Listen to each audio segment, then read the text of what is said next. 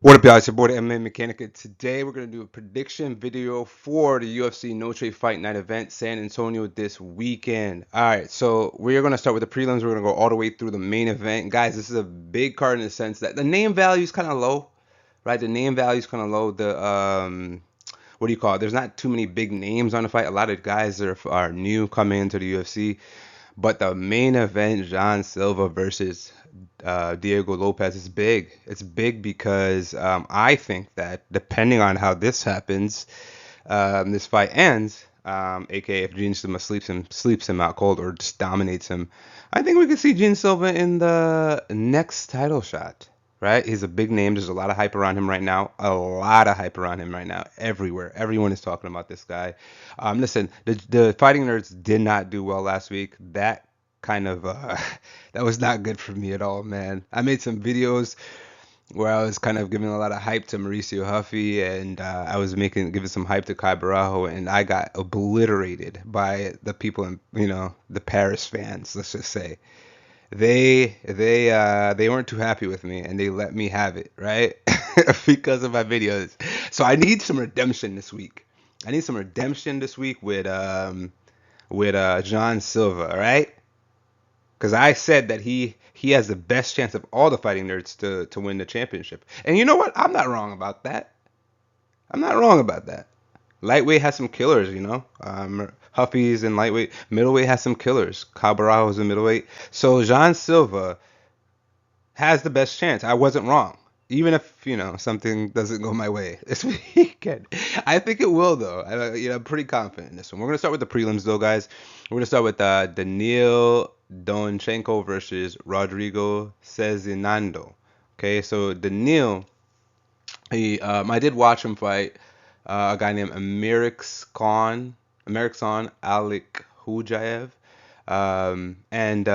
He dropped him, hurt him bad, and landed some ground and pound on him. He, versus a guy named Rustin Kubayev, he had a strong clinch game, landed some hard knees, elbows in the clinch. Um, he was getting touched on the field a little bit, but he was pretty formidable as far as grappling was concerned in those two fights earlier in his regional scene career. Versus on the tough series, the Ultimate Fighter, he showcased some fast hands. He landed a five-piece combo. That was pretty impressive. Got the victory on the Ultimate Fighter series. I don't remember the guy's name, to be honest with you, but he looked impressive. So listen, Daniil is 11-2 from Ukraine, 24 years old. He's 5'11". He has 7 TKO wins, two submission victories, 2 decision wins, and 2 decision losses. So 11-2, pretty impressive record. Rodrigo Sezinando, guys, these guys are fighting at welterweight. Rodrigo Sezinando is 8-1 from Brazil, 27 years old, 6 foot. So he has a slight height advantage. And he has 4 TKO wins, 3 subs, 1 decision win, 1 decision loss. So Rodrigo Cezinando is a heavy pressure wrestler. He's gonna dive in for the takedowns, and he's going to try and finish you with ground and pound. So he's not gonna just like lay and prey on you. We saw him versus Dario Sinagaga, and so he took him down immediately into the fight, got mount, and just finished him by ground and pound immediately into the fight. Almost immediately. It was like a minute or something into the fight. It was very early into the fight, okay? Versus Jonathan Ramsey, he drops him in the first round. He has strong double legs. Here's the thing. I watched him fight a guy named Wilker Lemos on the regional scene, and the thing about that fight was Wilker Lemos beat him, and that was the decision loss that he had. And you saw Rodrigo Cezinando, he wilted. You saw him start to slow down, because he does put a lot into his takedowns early. He does put a lot into trying to control guys on the ground early. And I think that Daniil, with what I said about him having a little bit of a grappling ability, obviously, in some of those fights I was discussing earlier, I think that he's going to be able to weather the storm early. I mean, he has some good striking. He looked very good in the striking department. Very improved, in fact, versus his regional scenes. So Daniil Donchenko, I do think, is going to weather the storm early, and I do think that he's going to.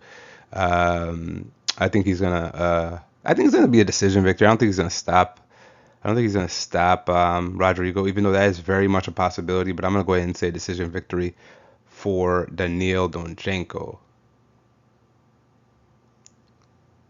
All right, so on to the next fight. We got Montserrat Rendon versus Alice Pereira.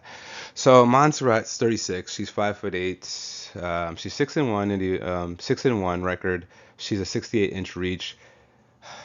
The difference is Alice Pereira is 19, 5'10". She's 5'10", right? So it's rangier. She's 5-0, 4 TKOs, one rear naked choke. Um, I just think that Alice Pereira is younger. She has ability to grapple. She has way better striking. Montserrat just has no striking whatsoever. I saw her versus Daria Zelennikova, and she just was getting outstruck on the feet. Has one single strike, and it's that overhand right. She likes to throw that right hand to close the distance and try to take people down. But I don't think she has the advantage in the grappling. I think Alice Pereira is rangy, taller. It's harder to take her down because of her long limbs. And I think that Alice Pereira is going to get a decision victory here. On to the next. We got Alden Coria versus Alejandro Costa. Alden Coria, so I did watch him fight Paris Moran on the regional scene. He dropped Moran badly, man, and finished him with swarming ground and pound. The thing about Alden Correa, and even I saw him fight a guy named Chris Alcan as well. He's just very patient and he waits for the money shot, you know. And I think that Alejandro Costa, we know he has power. We know that he's again 14-4. He has 5 TKO wins. We saw what he did to Kevin Borjas, chewed up his leg badly, finished him with like basically a leg kick TKO, pretty much. But you know, we saw we know that Alejandro Costa has power, and I think that he likes to press forward. So he's not going to allow Alden Correa to just be this patient person that he is. You know what I'm saying? I don't think that that's going to be something that Alejandro Costa allows. I think he's going to press the action. I think that Alejandro Costa is going to. I'm not going to say he's going to get it. It's very possible that he gets a TKO here. Very possible. Um, hmm.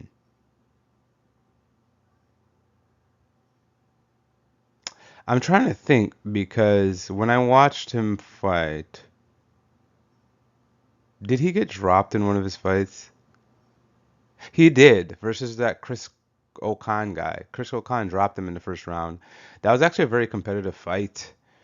I mean, I could see Alejandro getting a TKO victory here, man. I'm gonna say Alejandro Costa by. I'm gonna go ahead and say second round TKO in this one because I just, again, Alden Correa. First of all, he has no UFC experience. Alejandro Costa has plenty of UFC experience. I just think that Alejandro Costa is going to utilize that to beat him. Zachary, Reese versus Sedriques, Dumas. Both of these guys are shit. Terrible fighters. Zachary is 6'4". He's rangy, 70-inch reach. He's 31. He's a middleweight. Sedriques Dumas, 10-3, 79-inch reach. He has more of a reach. But see, Sedriques Dumas has no striking ability. Mikel Oleksiejczuk knocked him out because when Sedriques Dumas strikes, this is what he do, or defends strikes. This is what he does. I'm putting my mic down for. He'd be like, puts his hands out like this. He puts his hands out like this, like he puts his hand and ducks his head forward. So I just think that I just basically that's what I just did there was how Sedriques Dumas defends himself when people are pressing and striking against him. I don't think that that's gonna work very well in this fight. Zachary's, although he's not very good, he got power. Zachary's got powerbomb KO'd by Cody Brundage. But he looked good in the striking department versus Dusko Todorovic, who's also on this card. Um, he looked good with the nasty elbows in the clinch, nasty knees in the clinch. And I think that's what he's gonna do. That's what he's gonna do versus Sedriques Dumas. Um, yeah, I think Sedriques Dumas has like decent grappling. I mean, he also got he got KO'd by Mikel Oleksiejczuk. Um, versus Dennis Tululian, he did get clipped in that fight too, even though he wrestled Dennis Tululian in that fight and kind of got the victory that way. But yeah, I just think that I just think that Zachary has the advantage in the striking department. I think Zachary will show ability to get back to his feet like he did versus Dusko Todorovic. And I think that Zachary will get the victory here. Okay, so on to the next. We got Luis Gurule versus Jesus Aguilar. So Luis Gurule, again, another guy that's making his debut. He's 10-1, 5'5". He's 31 years old, flyweight, 64-inch reach. He is a D2 wrestler. I watched him fight Nick Piscini on the Contender Series, and it was kind of a little bit of a back and forth wrestling match. He keeps his hands low though, and I could see that being a problem. Versus Odie Osborne, he did get the slam takedown on him, but with him keeping his hands low, Odie Osborne, like I said, was able to come in and just crack him and knock him out. Right, so he comes in and throws a punch, and doesn't bring. So he didn't bring his hand back to his head. He kept his hands low, and Odie Osborne just cracks him and knocks him out. So he doesn't defend himself, and that's going to be a problem.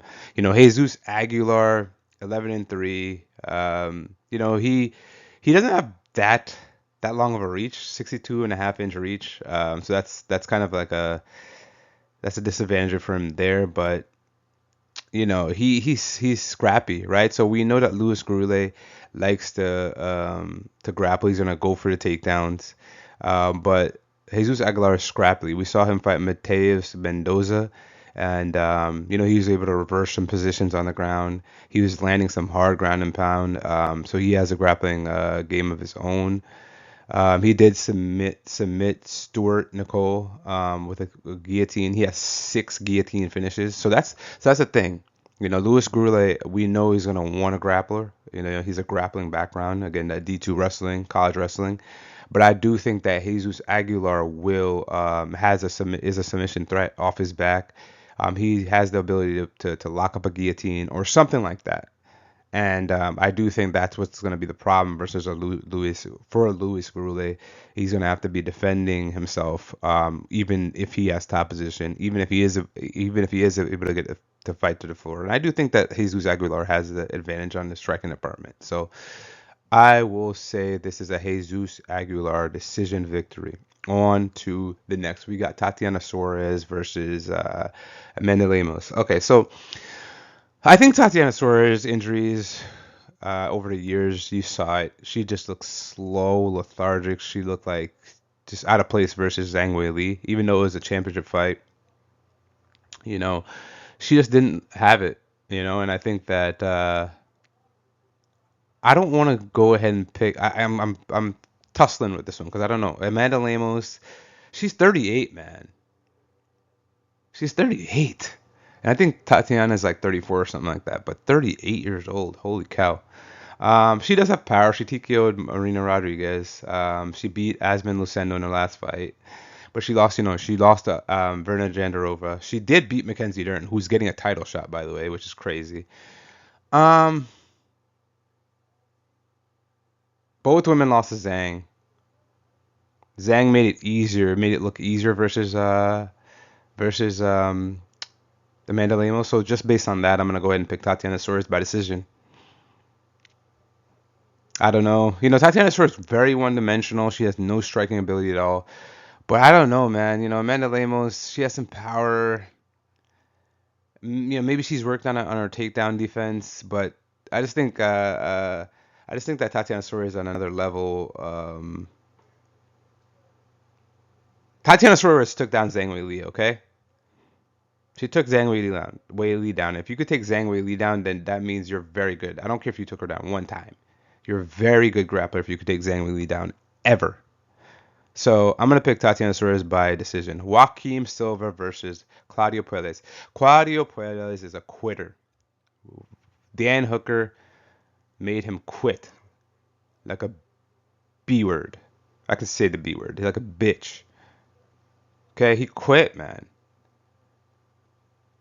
Dan Hooker kicked him in the stomach. It was working the body on him, working the body, and just put him away. Put him away. Um, but he fell to the ground and just refused to get back up. He quit in that fight.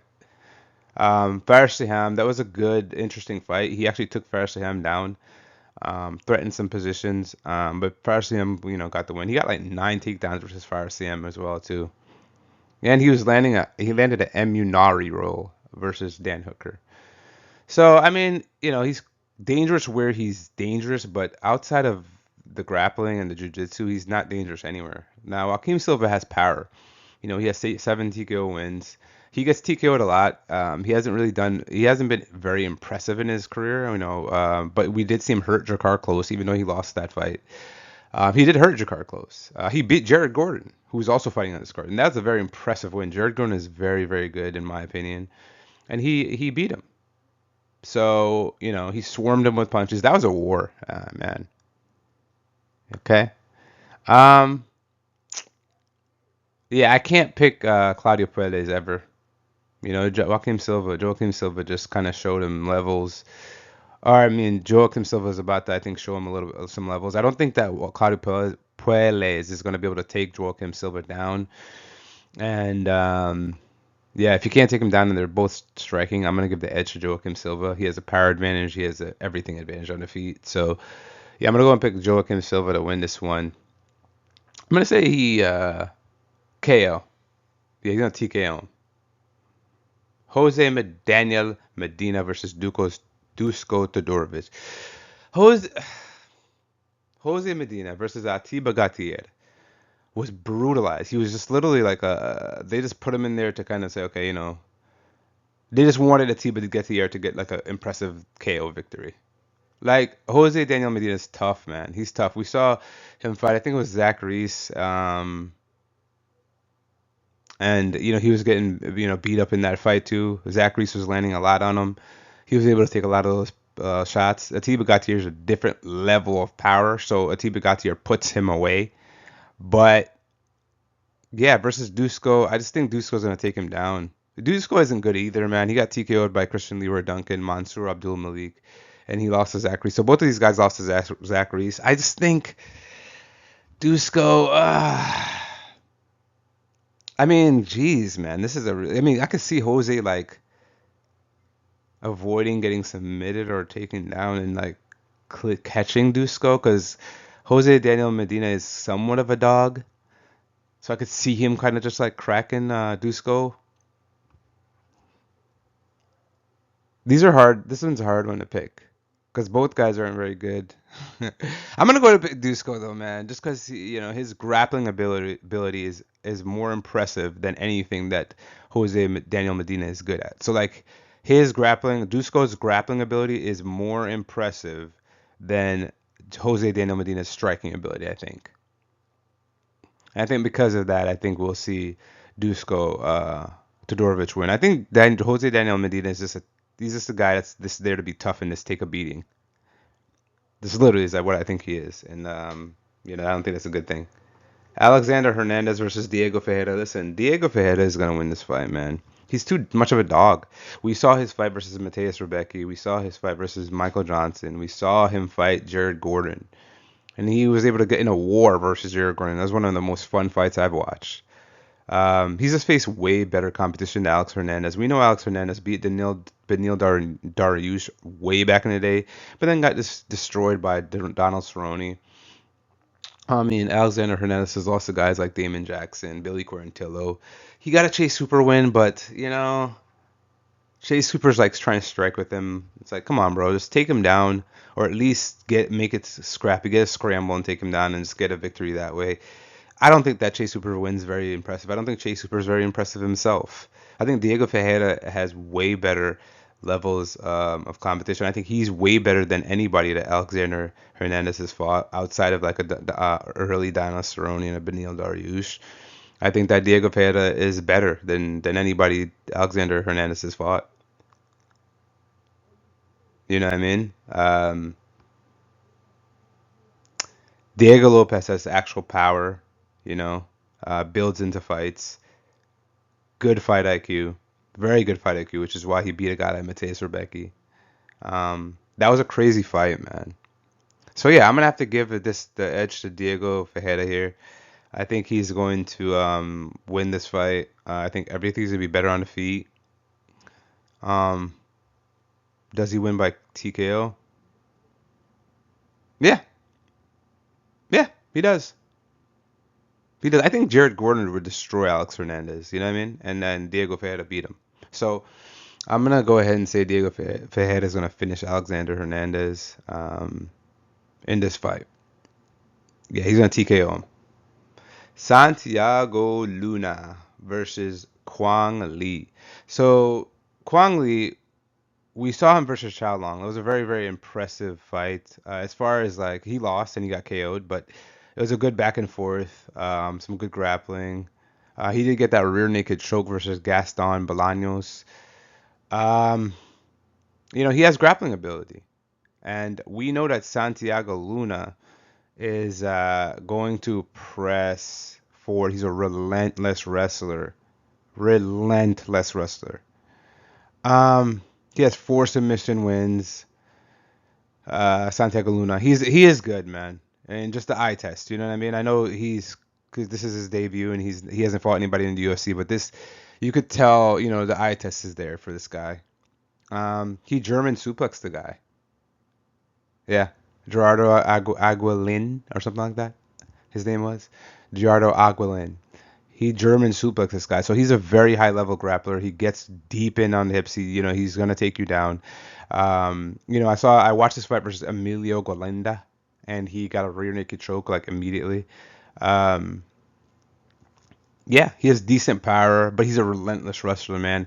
I think Kwang Lee's gonna, Kwang Lee's a wrestler too, and he's able to take your back and stuff like that. But I just think that, man, this is a tough one. They probably have Santiago Luna as the favorite. They probably do. Mm. Kwang Lee doesn't have a very impressive striking either, so it's not like if he's able to step the takedowns, I'd be like super confident that he wins. So I'm gonna pick Santiago Luna. I'm gonna go out on a limb here. I don't like to pick newcomers over guys that have experience in the UFC like Kwang Lee, but I'm gonna do it this time because I don't think that Kwang Lee's that good of a striker, man. Santiago Luna is 21 years old. He's 6 foot. Or I'm sorry, he's 5'9". Sorry, right? He's 5'9". He's undefeated.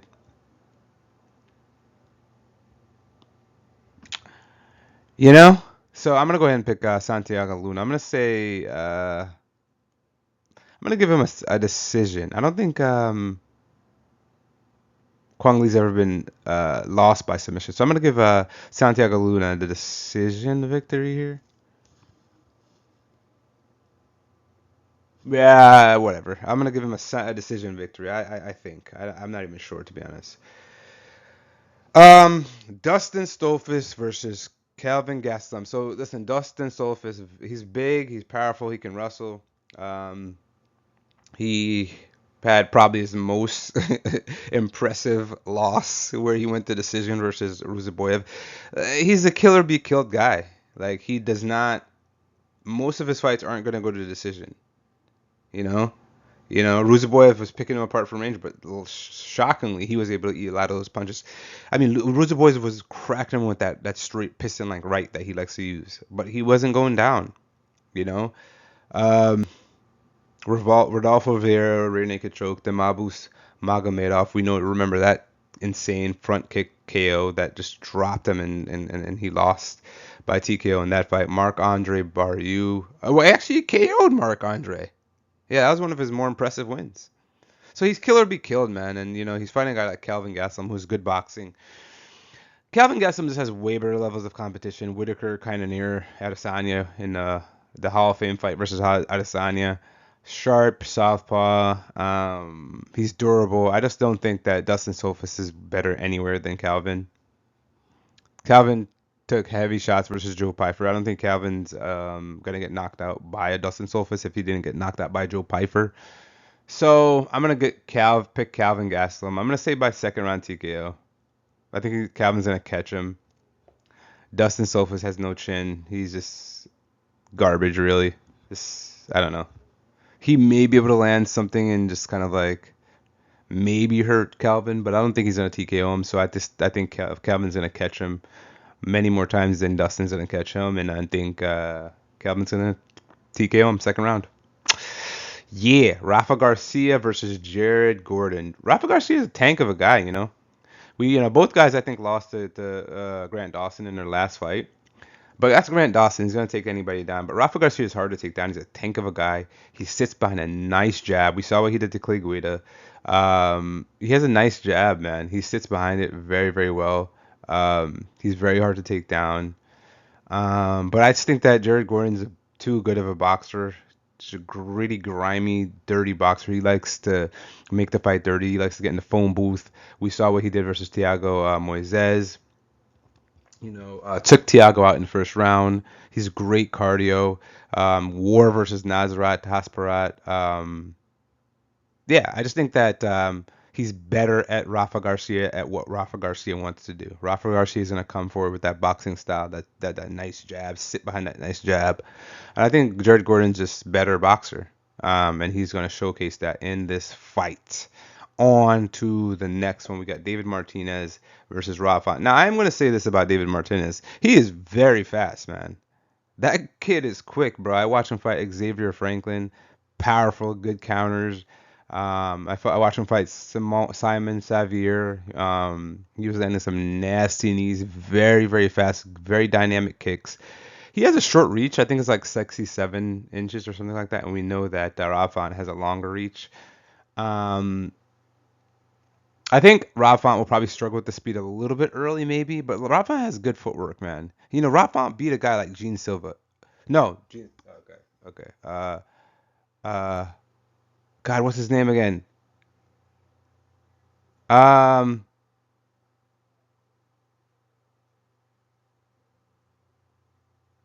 he beat. Dang. Hold on, I gotta look. I'm gonna look because I can't go. I can't do this. I'm very high on Gene Matsumoto. I'm very high on Gene Matsumoto, so I don't even know why I forgot. But yeah, that was a great fight. That fight could have went either way. Matsumoto took him down like at least 10 or 11 times. It was crazy. But Rafa just showcased he landed more damaging shots.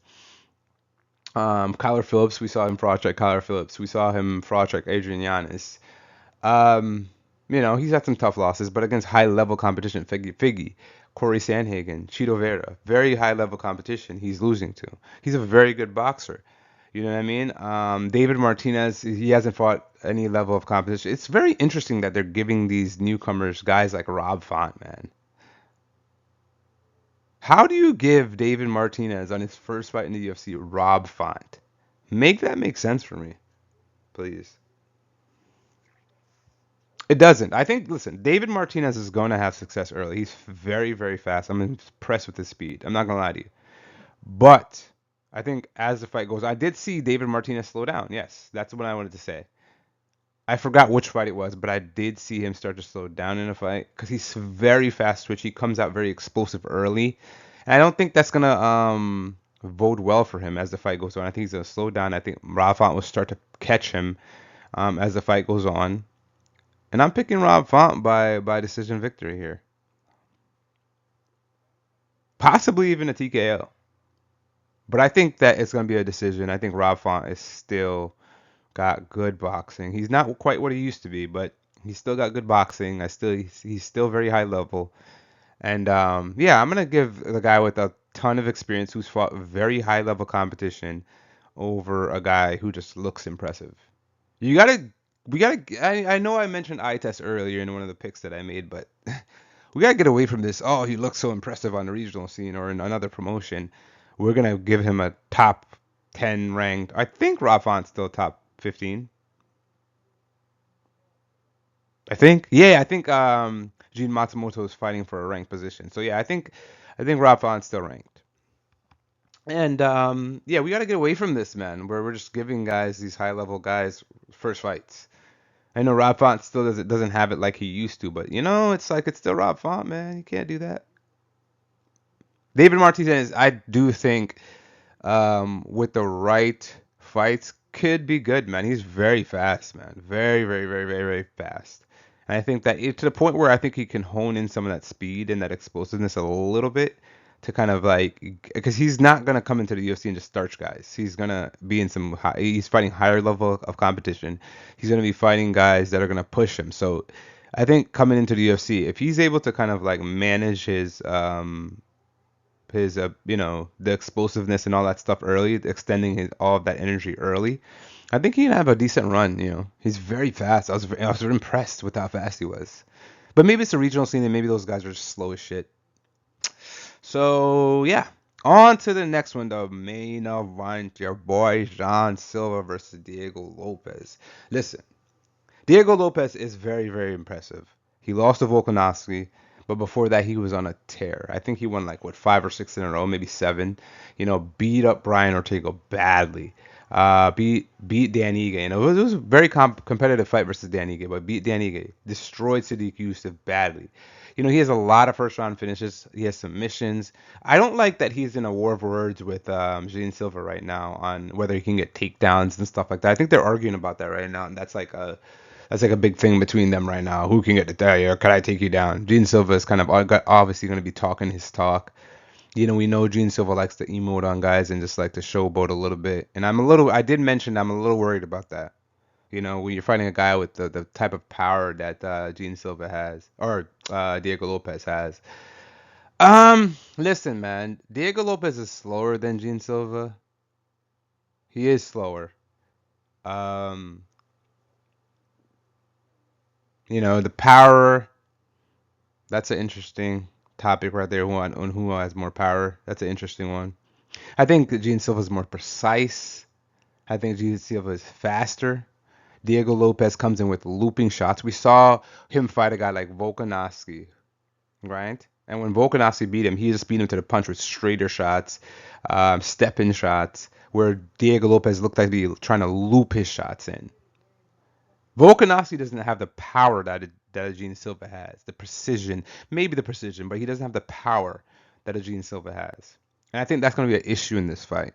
I think Gene Silva is going to rock Diego Lopes quite a few times. Look, we saw Gene Silva when he fought Melsik Bagdasarian, just playing with his food.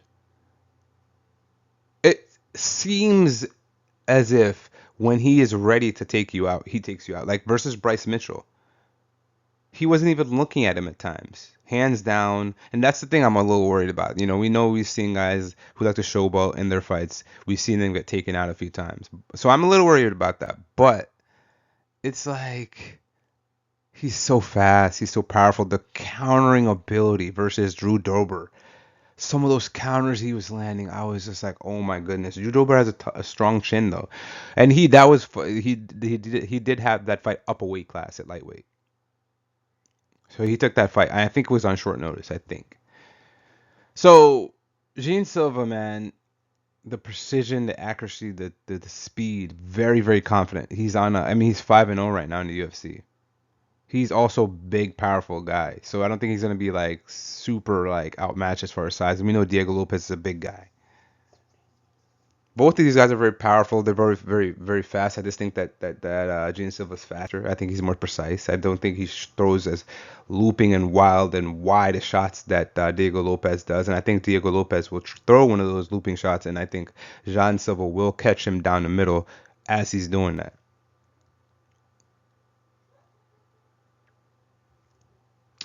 Yeah, man. Listen, Gene Silva, you're my last hope, man. You're my last hope, bro. Like I listen, I've been preaching on these fighting nerves. And by the way, man, listen, let's not act like these guys are completely done here, right? They're not done. They just took a step back. We saw what Carlos Prates. He was able to come back and get a victory, but versus Jeff Neal after losing to Ian Gary. He's right. Carlos Prates is right back in the mix. Of course he's a little bit younger, but you know, I'm still have my fighting nerves, man, and I think that this weekend I'm pretty confident, man. I know that Diego Lopes has some better levels of competition that he's fought, but I mean, you can tell, man. You know, you can tell that Jean Silva just again, I'm talking about eye test. He's just very superior. For him to do what he, I mean, Drew Dober is high level. For him to do that, and Bryce Mitchell, as far as grappling is concerned, is high level, very high level. You can clear as day see the speed on Jean Silva. You can clear as day see the countering ability. The guy, I personally think, if Jean Silva wants to go in there and take you out in the first round, he does it. I think he wanted to make a point to show Bryce Mitchell that, oh, you can't take me down, you can't grapple with me. Definitely can't strike with me. I think he was making a point to do that. We saw what he did to Melsick, Bagdasarian. Took him out in the first round. So I just think that, you know, Gene Silva does need to come in locked in. I don't want to see him out there playing around hands down versus a Diego Lopes and gets clipped. I don't want to see that. I want to see him um, locked in. You see that your fighting nerds all have lost. The big four have lost. So you now need to step in and take that championship back to that gym while your guys rebound.